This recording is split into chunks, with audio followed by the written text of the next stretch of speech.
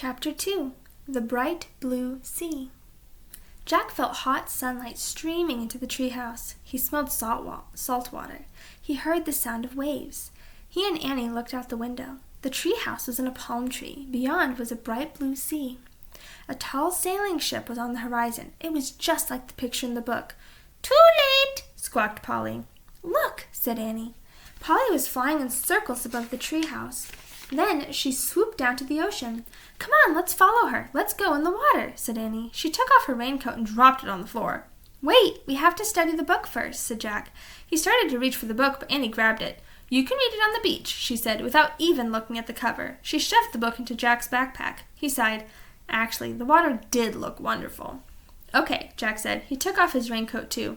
"Come on!" Annie handed Jack his backpack, then started down the ladder.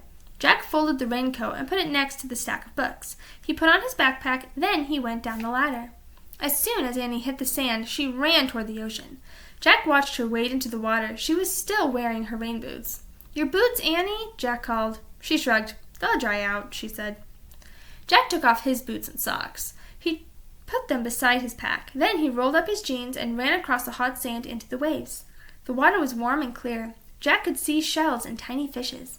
He shielded his eyes against the sun and peered out at the sea. The tall sailing ship seemed a bit closer. "Where's Polly?" said Annie. Jack glanced around. No sign of Polly. Not in the palm trees, not on the sunlit sand, not over the bright blue sea.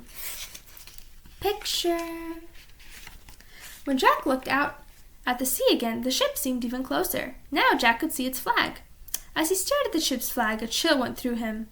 The flag was black, with a skull and crossbones. "Oh, man!" He started out of the water. "What's wrong?" said Annie. She splashed after him. Jack ran to his backpack. Annie followed. He grabbed the book from his backpack. He looked at the cover. For the first time, he and Annie read the title of the book. "Yikes!" said Annie. "Pirates of the Caribbean," Jack read aloud.